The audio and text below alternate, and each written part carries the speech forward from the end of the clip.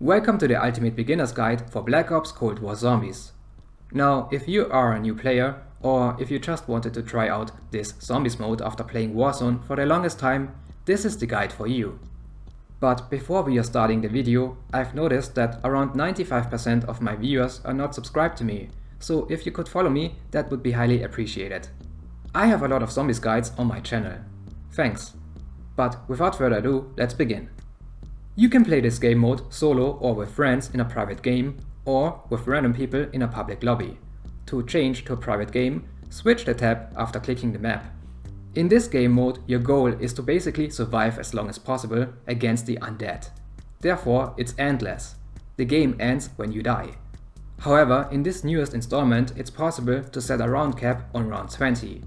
So the game ends on round 20. There is another instance where the game ends. It's by doing the main quest of the map, the so-called Easter egg quest. This is something for more experienced players, but I'll have a guide for it in my description. By the way, I have several beginner guides for you. They cover basic stuff like locations for perks and weapons. The only other way to end the game is by exfiling. This is available after round 10. You can call in a chopper and you need to kill the zombies in a certain area in a certain time limit to escape with the chopper. Now I also want to address the HUD and interface. On your screen you will have a minimap that shows you perk and weapon locations. On your bottom left are your health bar and points. Perks are displayed in the middle of your screen. On the top right you can see your current round. If you press the menu button, you can see your score and kills as well as your salvage and scrap amount. I will dive into that later. Good. Now that we have talked about the basics, let's discuss the gameplay for a bit. You will start the game with one weapon that you can choose in your loadout menu. You can choose between any weapon and a knife. Please note that some weapons and upgrades are locked until you have a higher rank. Keep that in mind. But I recommend using the knife as your starting weapon, to get the maximum amount of points. Speaking of points, here's how points work in Zombies. You will get 115 points for a melee kill or a headshot. That's the maximum that you can get from one zombie. Normal body kills give you 90 points. Now let's talk about perks. Perks can be bought from perk machines. There are 6 of them on the Maschine. Each perk has a different effect. Juggernaut gives you more health, Stamina Up makes you run faster, Speed Cola reloads your weapon faster, Deadshot helps you to aim on the head, Quick Revive regenerates your health faster and revives teammates faster. And Elemental Pop does special elemental damage to zombies sometimes. I will have a guide with all 6 perk locations in my description. There's also no perk limit, so you can buy as many as you want. The first perk costs 2500 points and each new perk costs 500 points more. So 2500 points for the first one, 3000 points for the second one, 3500 points for the third one, and all the way to 5000 points for perk number 6. You can also upgrade your perks in the Zombies menu. Each perk can be upgraded 3 times. Those are permanent upgrades, with special effects sometimes. For example, upgrading your Stamina perk will get rid of fall damage.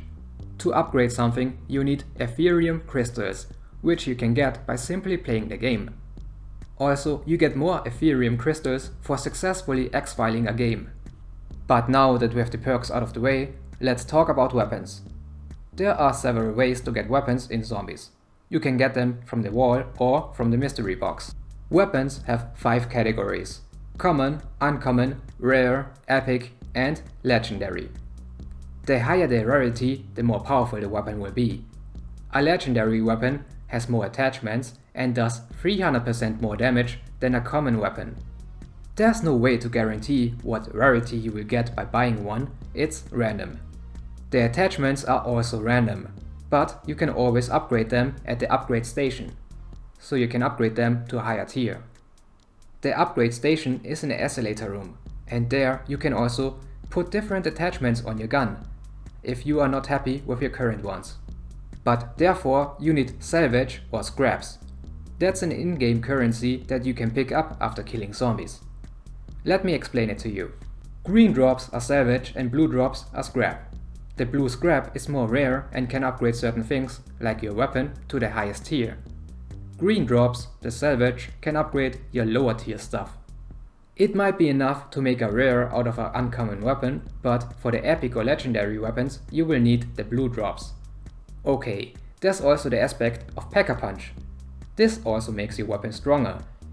You can activate the Pack-a-Punch machine by following the instructions on your screen.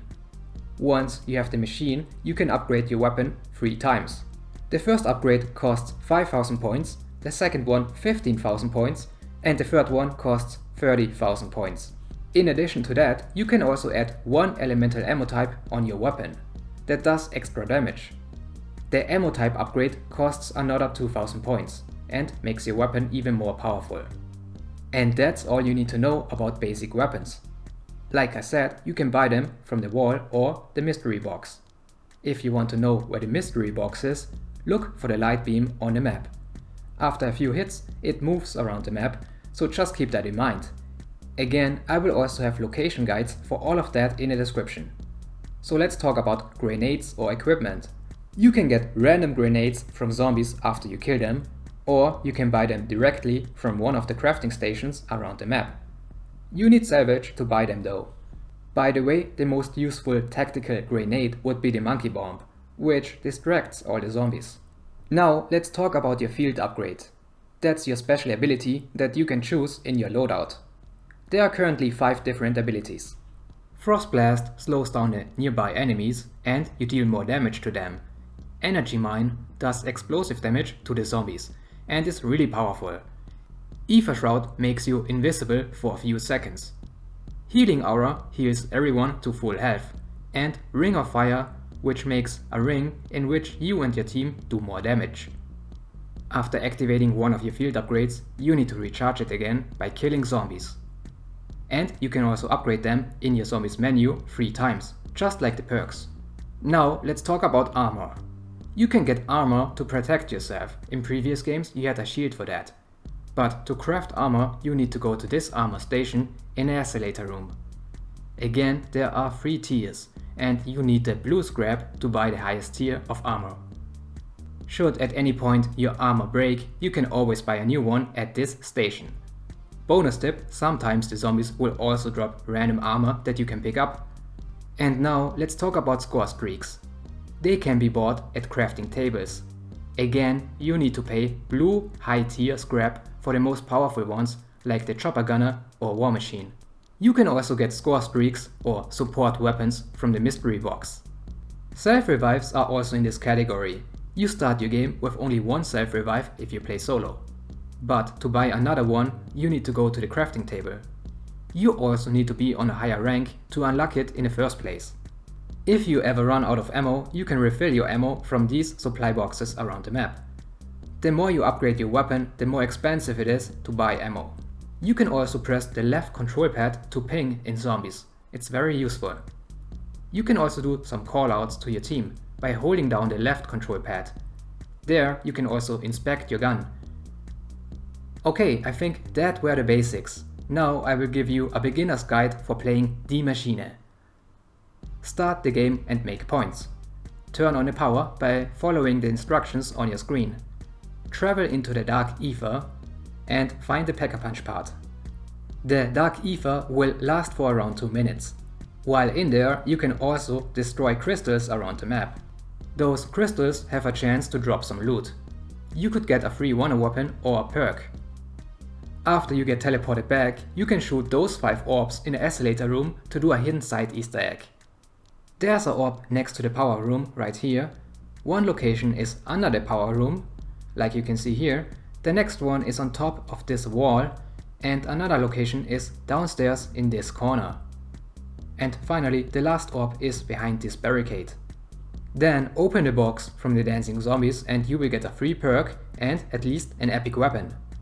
That's by far the best setup tip for new players. From now the choice is yours. You can kill zombies or obtain a wonder weapon on this map. It has 4 elemental upgrades and does a lot of damage. Or you could do the main Easter egg quest, which ends in an intense boss fight phase. The other thing that you could do is to find intel around the map to learn more about the story. Or you could start trials in a control room. Those are random challenges that reward you with even more intel or extra perks or legendary weapons. You need to complete several trials to have a legendary reward.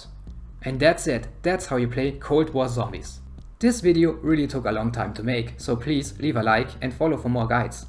Thanks for watching and goodbye.